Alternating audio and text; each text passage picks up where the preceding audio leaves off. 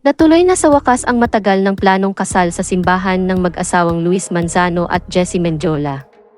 Naganap ang muling pag-iisang dibdib ng dalawa sa isang simbahan sa Coron, Palawan, nitong Huwebes, February 15, 2024 ayon sa ulat ni Gretchen Pulido para sa Clear Patrol. Saksi ang pamilya at ilang piling kaibigan nina Luis at Jessie sa loob at labas ng showbiz. Sa kanilang intimate church wedding present din ang pamilya ni Jessie na hindi nakadalo sa una niyang civil wedding at ang pamilya ni Luis sa pangunguna ng inang si Vilma Santos, amang si Edu Manzano, at stepfather na si Ralph Recto. Sinaksihan din ng kanilang mga ninong at ninang ang pag-iisang dibdib muli ni na Luis at Jessie.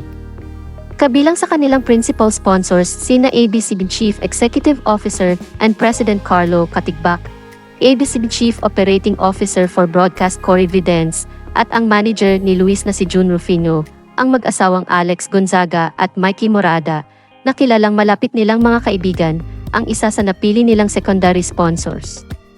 Habang isinusulat ang artikulong ito ay wala pang inilalabas na official photos sina Luis at Jessie sa naganap nilang church wedding sa panayam ni Jessie sa ABS-CBN noong February 3. Una niyang isinapubliko ang nalalapit nilang pagpapakasal ni Luis sa simbahan. Katuparan daw ito sa matagal na nilang plano at pangarap ni Luis na maikasal sa simbahan.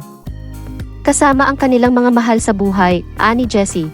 Finally, matutuloy na rin yung church wedding namin. Finally, makakauwi na rin yung family ko, cause when we did our civil wedding noong 2021, wala pa yung family ko noon. Nangyari ang civil wedding ni na Luis at Jessie sa The Farm sa San Benito, Batangas, noong February 21, 2021. I will protect you, and I promise that if you grow weak, I will be there to fight your battles for you. Today is the beginning of our journey, our lives together. I choose to spend today and all of my tomorrows with you.